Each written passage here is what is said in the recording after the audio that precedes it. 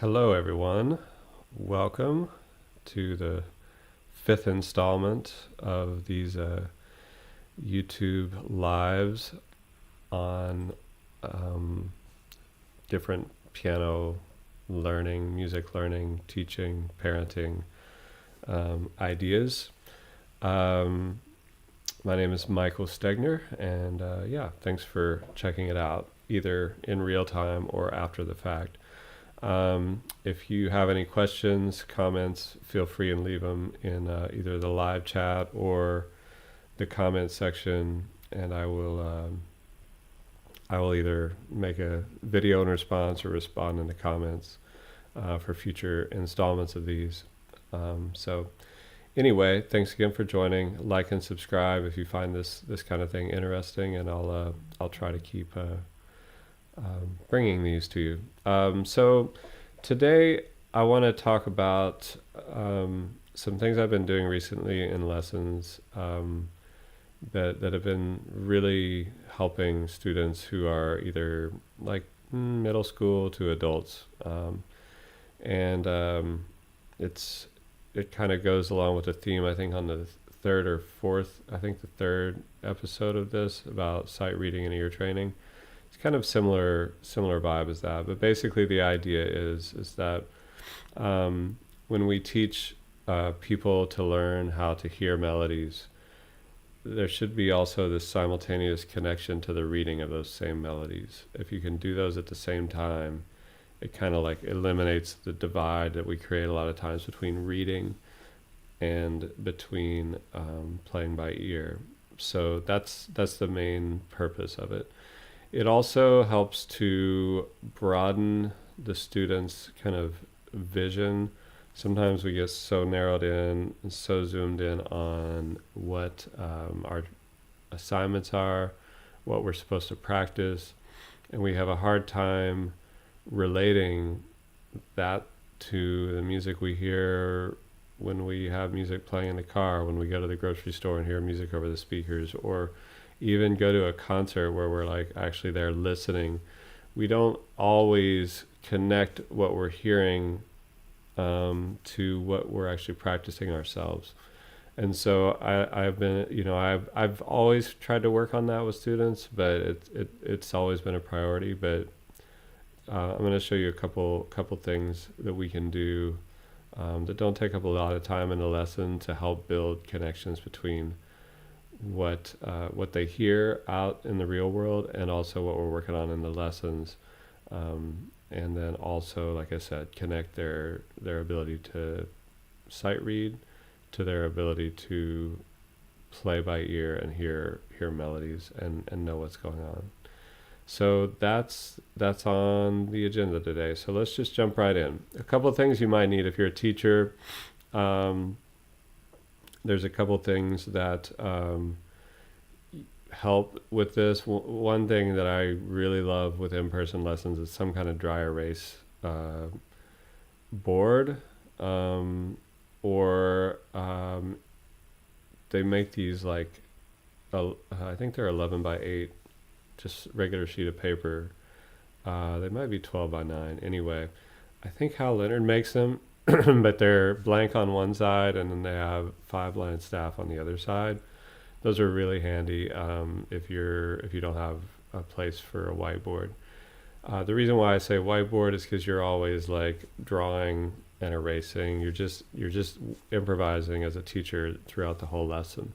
For parents, if you want to help your kid do some of this, you could probably just have like a few dry erase cards. You could use just regular sheet of paper. I think dry erase is maybe cooler. Like you could just maybe have the teacher write like 4 or 5 cards before your student leaves the lesson, and the student can like play around with the cards, learn to play them over the week. Or you could also just have the students write their own melodies, like what we're going to do here in a little bit, on a piece of paper, and bring it into the students or bring it into the teacher. I have in my book this section. Every book has a thing called Compose Your Own, where the kids write their own melodies. And it's the students who take that seriously, who do it, like their reading and their ear is so much further ahead than students who don't do it. So having students write their own stuff, even from a young age, even if it's just little melodies, is like really beneficial. So maybe if you're interested in that and how I use that, and you'd like to see that in a future session, you can leave a comment and I'll do a whole session on having students write their own melodies and stuff at home and how it can benefit them and ways you can link it into the lessons. Okay, so let's look at an example. So when a student shows up to a lesson, a lot of times what I'll do is I will just have something like this in front of them. If you're teaching online lessons, I'm using Google Slides for this kind of thing. It's a little slower than writing it out, although once you have some dots on the page and a line or two, it goes pretty fast. So not a big deal. I think there's also some drawing, like just the drawing programs that come with your operating system. You could use that and share your screen. I've seen people do that before, and it works really well. So let's take a look at this. So a couple of things. I'm using one-line staff right now and really working on relationship reading. Right now, the way I would probably teach this is this would be do, this would be re, this would be mi. Okay, so what I would ask the student to do, would be to try and sing this to me. And depending on the level of the student, like I said, middle school, teenagers for sure should be able to kind of do this. Adult students too, it's a really good way for adult students to learn to read. But also for something with do, re, mi melodies, like 5 and 6 year olds can do this too. I do it all the time with really young students with the do, re, mi. So let's start with this one actually, because it starting on do sometimes is easier for them. So they just would start, and so they would sing. First of all, could they even get the do, re, mi, do, the syllables right? And if they can't, then that means they aren't necessarily seeing the difference between here and here, or here and here. So, just starting out with that is sometimes what we need to do, is just highlight the difference of like, okay, this is going to this. Do you see how this one's got a line through the middle of it? This one sits in the space or on top of the line, however you want to describe it, and then go from there. A lot of times I'll like draw with them, say, okay, do you see how these go up, and then this goes down, but it jumps from a space to a space. So sometimes you have to walk them through that. An example, let's say the student sings do, re, do, re. Sometimes that happens where they just have the syllables wrong, but they're singing the right thing. Sometimes they might sing do, re, mi, do. They're really just searching for it. So you can start to just kind of do some call and response and just do maybe the first 2 notes. Say, I'm going to sing do, re, you sing it back to me. So do, re, and then ask them to sing it. And if they can eventually do that, you go back and forth a few times, and maybe you add the mi at that point. Do, re, mi, and then ask them to respond to that, sing that back to you. And so you build it up one step at a time, and then see if they can do, and then see if you can turn them loose. Just ask if they, ask them to do it again on their own. So if they can do do, re, mi, do, or do, re, mi, do, they may not be able to get back to this do. So at this point, you start talking to them about like just, the fact that these are all do's, and you want to keep those do's kind of in your memory bank as you go through. So if they can do that, great. So if they go do re mi do, and they're still struggling with that, then using like body scales, or like just with their hand, like do re mi do re mi do, keep coming back to do, and have them just practice getting back to do. You could do it in increments. Do re mi do. Keep going. Do re mi fa do. Whatever. Just keep them kind of hovering back to do. That will really benefit them if they're having a hard time, like, retaining that note in their ear and in their head. So at that point, let's say they can sing the first four notes, do, re, mi, do. Be surprised, a repeated phrase, sometimes they lose it on the second one. They don't have the stamina to like focus their ear and their reading to the point where they can read that second half. So you just kind of hang with them using the steps we talked about to get them there. Then there's several things you can do.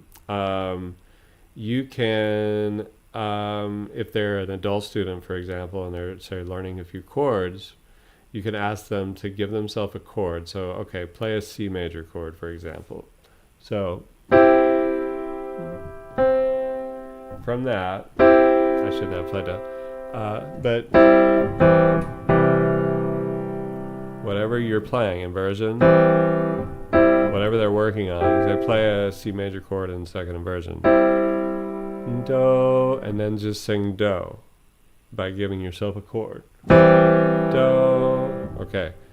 And then see if they can find the do from whatever chord they're playing, even if they're doing a jazz lesson. Sometimes jazz students are really good at the theory, but their ear maybe isn't there where it needs to be. So, play a C major 7. Do, re, mi, do.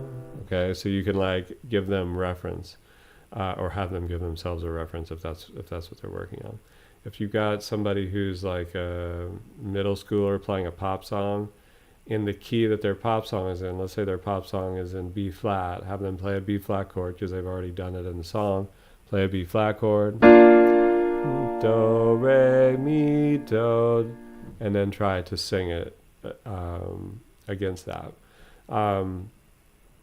Another thing that is really good to do is give them a chord progression to play as an intro. So, for example, 1 4 5 1. Play 1 4 5 1, and then sing this melody. So if we say in B flat, 1 4 5 1, do, re, mi, do, and have them then sing it after getting an intro. You could do something really simple like, okay, F major, 1 5 1. Do, do. See, I'm in B flat, so do, re, mi, do. And that'll happen, and you just move them, let them, give them time. If a student is really having a hard time finding their first note, like if they just can't match pitch at all, then the process I use, and I'm willing to wait months for this because it's so worth it, because I've had students who can't match pitch for months and months, eventually match pitch, and eventually like start singing and performing and playing piano at the same time, and perfectly in tune and dialed in. But what we start with is, if they, let's just pick a new key. So if they sing, okay, so let's say it's that off. Then what I'll have them do is start to slide around until they find do. Now what if they do this? Do,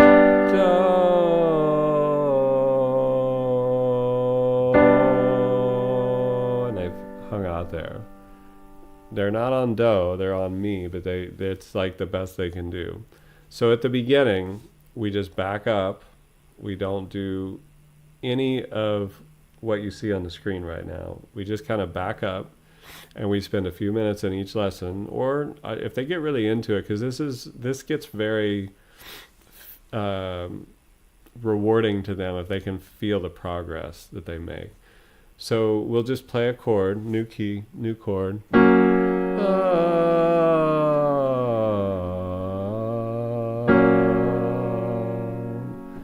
If they can get to the point where they can quickly slide, for example, new key, quickly slide and find any note in the triad, doesn't matter which one, and then eventually hit a note.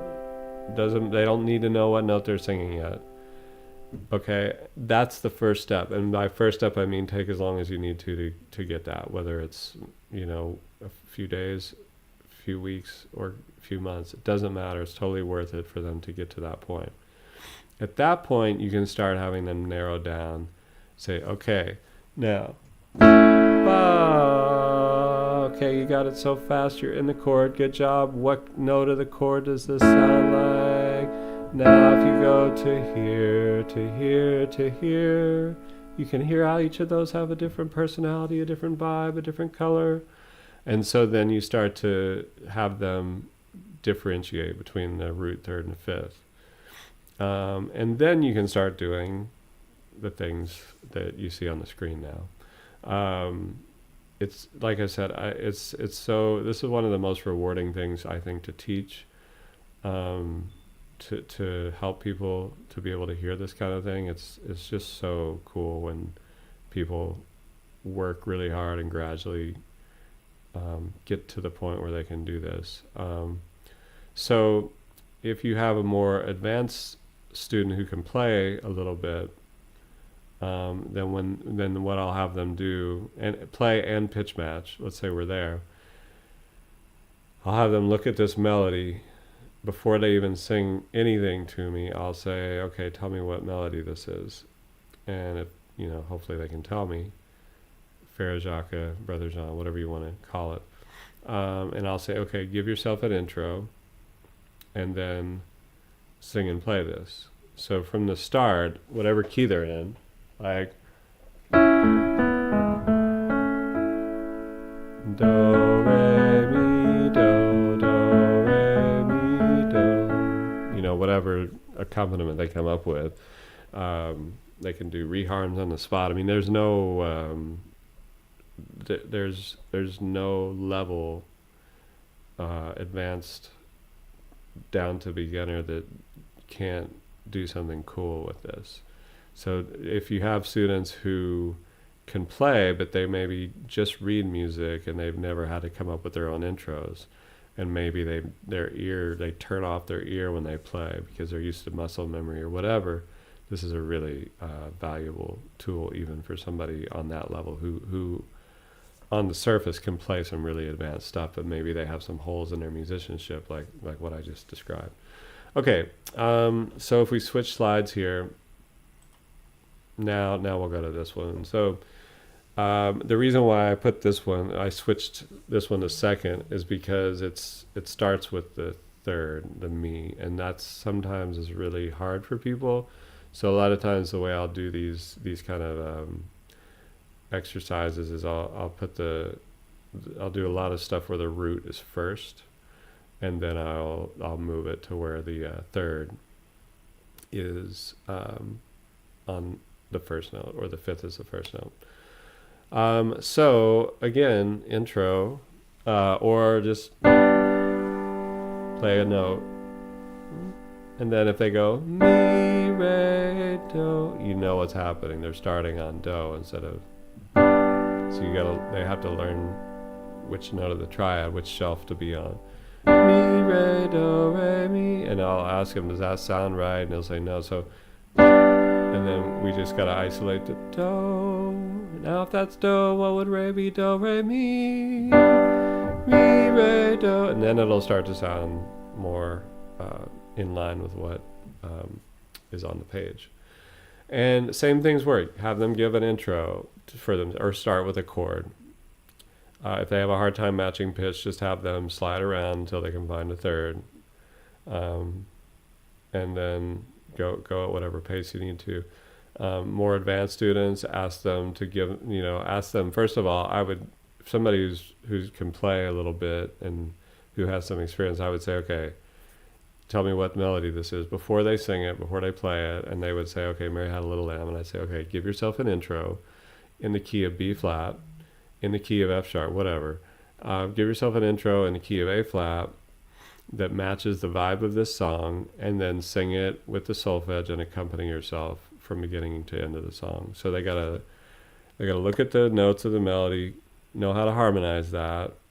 They gotta come up with an intro that fits the tune, and they gotta sing it in tune. So that should be, to me, that's just functional musicianship. Anybody who's like, say middle school, who's had like 3 or 4 years of piano lessons, up to, an adult student who's played 20, 30 years, but maybe you've only played music from a certain genre. I've only played classical music or method book stuff. Like this is something that it might be challenging to them, but it really needs to kind of happen for them. And so this is a good way to like start the process.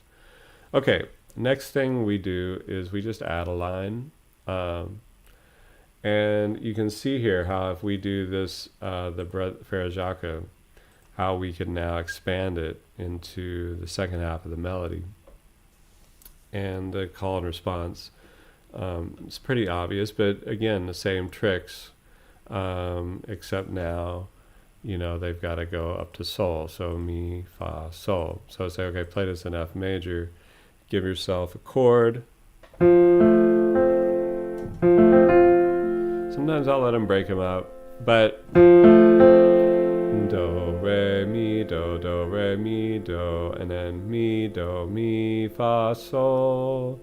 If they're having trouble with, say, the transitions from do to mi, you can use body scales, like toes, do, knees, re, waist is mi, shoulders, fa, head is sol, something like that. Or you can just do, re, mi, do, mi, fa, sol, something like that. Really helps. I know there's a few ways to teach these jumps. I don't really try to dictate it with my students too much. Sliding, I think, is maybe my favorite. Like have them slide from here to here until they find the pitch. I know some people say, okay, once you sing this mi, even though you're going to a do, kind of hold this in your ear until you get there. It's not my favorite way, although it can work. Another way is, instead of sliding up, just have them go do, re, mi, do, re, and do a silent re and then mi, just to get it. So honestly, when it comes to this kind of stuff, I don't believe there's one way of doing it. So I'll teach it a different way every time we work on the stuff. I think that's the most effective way to help them like get really dialed into this. So all the things I mentioned before, giving yourself an intro that fits the vibe of the tune, whatever you're working on with them. If you're working on seventh chords, have them accompany themselves with all seventh chords, or give themselves an intro using, like if they're doing 1, 4, 5, 7, have the 1 to 4 be major sevenths, 5 dominant, back to 1 major 7, and then sing this. Some people who want to learn jazz can't hear this very well if it's like in relationship to a major seventh chord. The seventh really adds a color that makes them get off the root. It makes them not be able to find the root. So all of these things, if you're working on Alberti bass patterns in a classical piece, have them give themselves an intro using that, set themselves up, and then see if they can do it.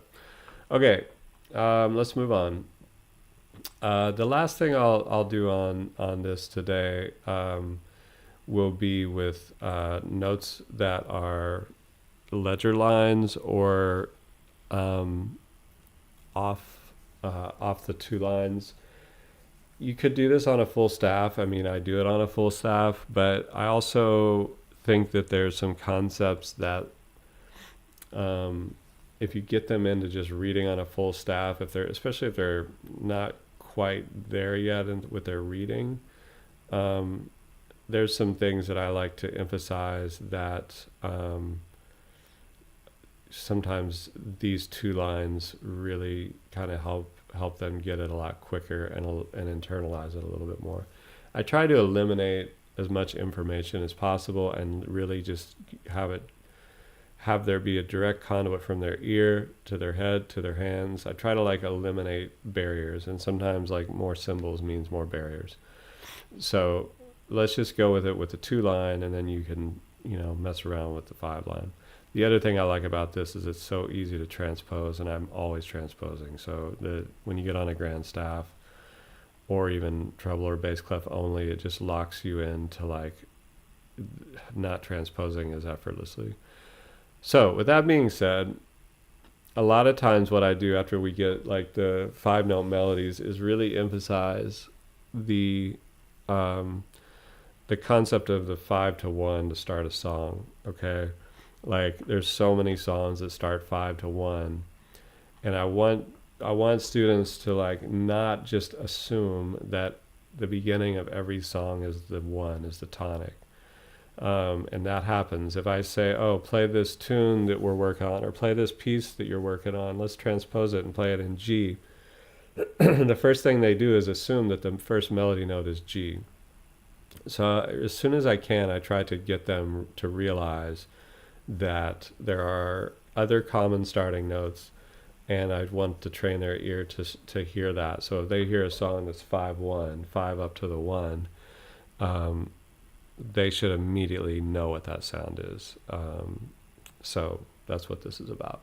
So since you've given them a lot of these kind of melodies at this point, and you've worked here, then this is the next step. Ignore these notes up here. They're my extra. I just make a bunch of extra circles in case I need to draw melodies. So first thing is, if they know this is do, then we kind of talk about counting down do, and then this would be what? This would be T, La, and that makes this sol.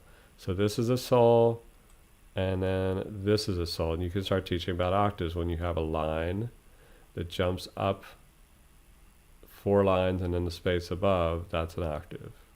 So line to space that far away is an octave, okay? And so that's a sol, that's the sol below do, this is a sol above do, okay? That's how I introduce that, and it comes in handy when you're got pieces with a bunch of octaves in it also. Okay, so if this is sol, so I just maybe on this one would have them start singing, so sol, sol, and then la, sol.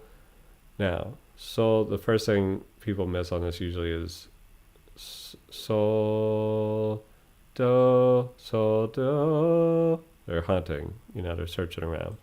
So you can do it the way we talked about, sol, la, ti, do, sol, do, or you can have them slide, sol, do. If they have the chord in their ear, they can probably do that if they can hear like the 1, 3, 5. So the other thing too is relationship reading, which I love teaching this way, is that like sol, la, sometimes you'll have students go sol, la, sol, la, so I'll just say, look, sol, la is the same thing as do, re. It's the same motion. It's the same distance.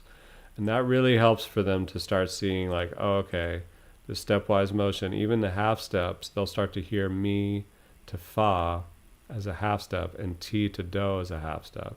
So, la, sol, do, ti, do, ti, do, ti. They'll start to hear that as a smaller gap. I mean, at the beginning, it might not be something that's obvious to them. They may do it intuitively, but at some point, they'll start to really get it dialed in if you hang with this and do it every lesson for a while. So, same thing on the second phrase. Sol, sol, ti, or sorry, sol, sol, la, sol, re, do. Okay, so if they can't get sol, re, sol, la, ti, do, re, do. Okay, so you can have them do that. That's probably the way I would recommend doing it because sliding up to that note, they may not quite hear that quite yet, and where it fits in the harmony and the chords. And then from there, just see if they can, first of all, name the tune, like what tune are they doing? And then do the same thing we did before, give them an intro, or if this is new to them and they're, a little overwhelmed, you can give them a chord and just be like, right? So, and have them sing the do, mi, sol, if you need to, sol, sol, sol, sol, la, sol, do, ti, if you need to go down, whatever, like sing it with them. Once they can sing it, like giving them a couple, but then just start changing the key. Just like, so, do, mi, sol, sol, sol, la, sol, do, ti, and one thing I emphasize, as you can tell in this video, I emphasize that it's a piano lesson. It's not a singing lesson. I'm not going to judge them for how they sing.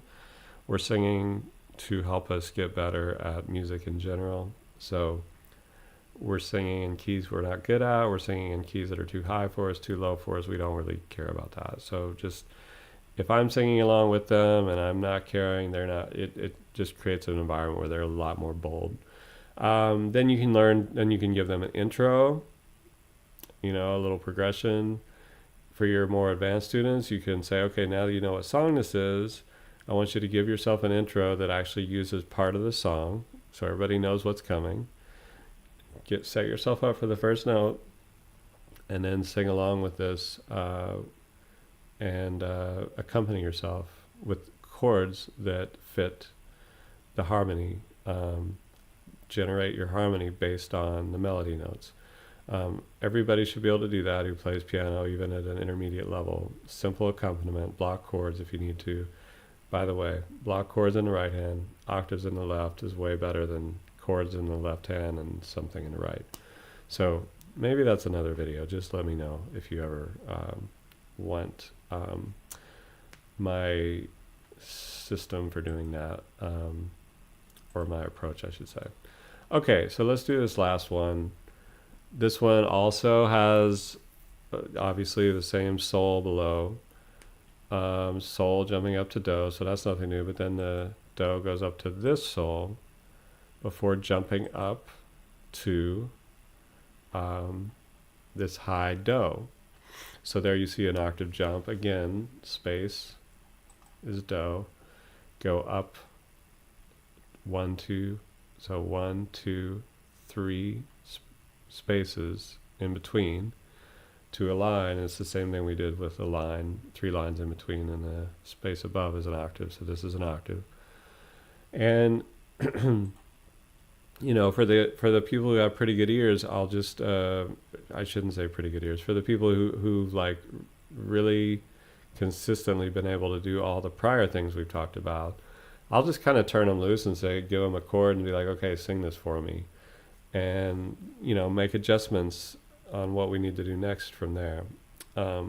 So spending the beginning of each lesson with this, coming up with songs that we all know, you know what I mean? We all know these songs, and finding songs that the kids know. If they're like teenagers, do some pop songs. I had somebody do Billie Eilish, What Am I Made For? I think that's the name of it, the Barbie one, last week. And I did this. She sang a song for me, and then I saved it in my memory for the next week. And I started the next week off with that written on the page. It took her quite a while, 10 minutes maybe even, to realize that it was a song that she had sung for me beautifully the week before. So that's what I mean. Those connections aren't always obvious. So this is a really good way to help connect the music we hear out in the world to the music we do in our lessons. And anytime we can do that, it makes the progress go way faster, and it benefits everything you do in the lessons. Okay, I think I'll wrap it here. Thanks for watching. Once again, my name is Michael Stegner. Please like and subscribe if you find these videos interesting. And again, I'd love to hear from you. If you have any comments, questions, leave them in the comments, and I'll reply either in the comments or create a video based on your questions. So anyway, thanks so much for watching, and we'll see you the next time around.